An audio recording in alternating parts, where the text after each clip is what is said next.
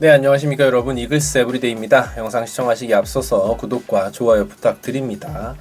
어제 경기 조금 늦었습니다. 제가 송창식 선수와 함께 방송을 촬영을 하고 집에 조금 늦게 오는 바람에 오전에 영상을 업로드하게 됐고요. 패배 원인 한번 분석해보면 사실 투타가 모두 잘 무너진 경기였기 때문에, 그래서 너무나도 무기력했던 타격, 사실상 득점을 냈던 그 한 이닝의 석점을 우리가 냈는데 과정을 살펴보면 상대 실책, 상대 투수의 난조로 인한 볼넷, 뭐 이런 것들이 솎아져야만 이렇게 3점을 낼 수 있는 분위기였는데, 사실 이번 주 내내 이런 분위기인 것이 맞습니다.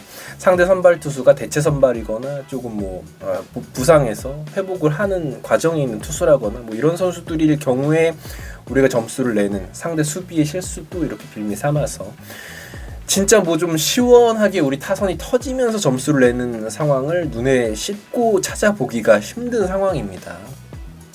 그나마 다행이라고 할 수 있는 건 페라자 선수가 퓨처스 경기에서 어제 홈런을 쳐주면서 곧 콜업이 될 예정이다라는 부분이고요. 최은성 선수가 3안타를 치면서 타격감을 조금 올릴 수 있지 않을까라는 기대감 정도일 것 같습니다. 결국은 우리 타선이 상대의 어떤 정규 로테이션에 있는 선발 투수를 만났을 때 제대로 된 점수를 뽑아주지 못하고 있다라는 부분, 후라도 선수가 나왔을 때도 그렇고 어제 윤영철 선수를 상대로 해서도 물론 이제 점수를 뽑아내기는 했지만 그 과정들이 막 되게 속 시원한 그런 타격들이 나온 부분은 아니었다라는 점에서 조금 아쉽다. 그래서 타격의 사이클이 지금 내려가 있는 부분이라면 어서 빨리 조금 올라와 줬으면 좋겠고, 이게 참 그냥 실력 그 자체라면 조금 절망스러워지겠지만 말이죠. 아무튼 오늘 있을 경기 혹은 내일 있을 경기들에서 우리 선수들이, 우리 야수들이, 타자들이 힘을 내줬으면 좋겠습니다. 송창식 선수와 많은 이야기를 했어요. 그러면서 이제 우리 팀 투수들에 대한 이야기들, 문제점들에 대해서 많은 이야기를 해줬는데, 물론 송창식 선수가 해주는 이야기가 정답은 아닐 수도 있습니다만, 그래도 투수가 보는, 선배가 바라보는 어떤 하나 투수들의 문제점들에 대해서 한번 살펴보면, 문동주 선수에 관해서는 멘탈적인 이슈가 조금 커 보인다고 이야기를 해주시더라고요. 그래서 마운드에서 감정 표현이 조금 너무 잦은 부분이 있다.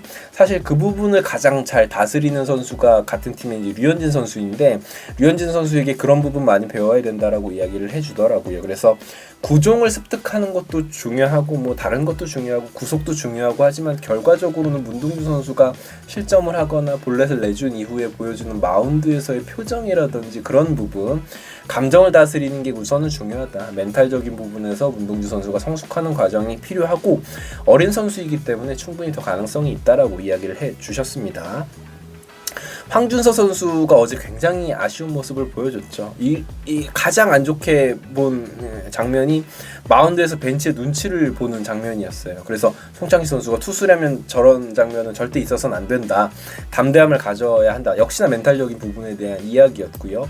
제구가 사실 굉장히 안 잡혔는데 스트라이크 존에 넣고 타자의 배트가 그 공을 치더라도 모두 안타가 되진 않는다라는 생각으로 접근을 해야 되는데, 황준서 선수는 볼넷을 내주다 보니까 주자를 쌓다 보니까 더 도망가는 피칭을 하게 되고 그런 것의 악순환이다라는 이야기를 해줬고, 몸도 조금 완성될 필요가 있다. 사실 이거는 이제 많은 전문가들이 해줬던 이야기인데 송창식 선수님도 동일한 문제점들을 제기를 해줬습니다.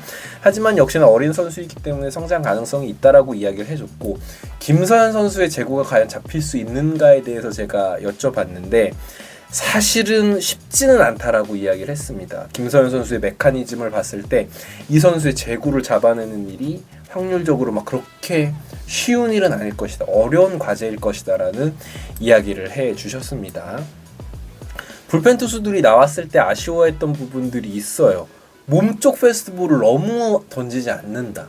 그래서 사실 타자가 조금 움찔할 정도의 몸쪽 페스트볼을 중간중간에 섞어줘야만이 바깥쪽 이제 페스트볼이라든지 바깥쪽 변화구가 효과가 있을 수밖에 없는데, 그런 어떤 지시라든지 투수들이 자신감이 없기 때문에 결국은 장타를 허용하게 된다. 왜냐면 결국 몸쪽을 찔러주고 타자들이 움찔움찔 해야지 이제 바깥쪽 볼에 대한 대처가 안 될 텐데, 그런 부분이 너무 아쉽다라고 이야기를 해줬습니다. 그래서 장시환 선수가 피홈런을 맞는 상황도 사실 김도영 선수에게는 그게 2구였기 때문에 그런 부분들 때문에 홈런을 맞았다라고 이야기하기 힘들지만 다른 타자들과의 상대를 다 봤을 때 배터박스에서 보기에도 몸쪽 승부가 전혀 없네. 그러면 받쳐놓고 공이 오는 걸 보고 칠 수 있다라는 이야기를 해주시더라고요. 그래서 어느 정도 수긍이 갔습니다. 그래서 몸쪽 사인을 섣불리 못한다. 근데 제구가 안 좋기 때문에 그런 부분도 있겠죠. 장시환이라든지 황준서라든지 김범수라든지 이런 선수들이 몸쪽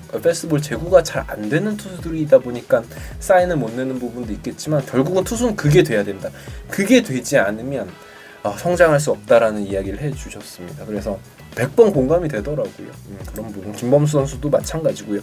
결국 그러다 보니까 도망가는 느낌이 너무 강하고 그러다 보면 또 몰리는 공이 오면 그냥 배팅볼이 되어버리는 것이고요. 그래서 어제는 피홈런이 나오는 부분들 모두가 다 그런 상황이었지 않나라는 생각이 들었습니다. 상대 투수로 나온 김도현 선수에 대한 이야기도 해주셨는데 한화에 있을 때 봤을 때는 그렇게 몸이 좋은 선수가 아니었는데 지금 제대하고 나서의 상태를 보니까 몸이 굉장히 잘 갖춰져 있더라. 그래서 몸이 조금 완성되는 게 투수에겐 중요하다. 그래서 하체 밸런스라든지 이런 부분을 조금 많이 이야기를 해줬고 그러다 보니까 구위도 원래 구위가 좋은 선수이긴 했지만 제구가 잡히게 되고 RPM 같은 경우도 하체가 잘 기반이 되기 때문에 사실 하체에 대한 이야기는 문동주 선수의 하체에 대한 이야기 어제 해설해주신 정민철 위원님도 말씀을 해주셨거든요. 결국 문동주 선수가 공 끝이라든지 그런 회전수가 동반이 되려면 하체 훈련이 돼야 된다. 좀 이상규 선수에 대한 이야기를 해줬지만 이상규 선수는 반대 투구가 조금 많긴 하지만 구위 자체는 나쁘지 않다라는 이야기를 또 해주셨습니다. 그러면서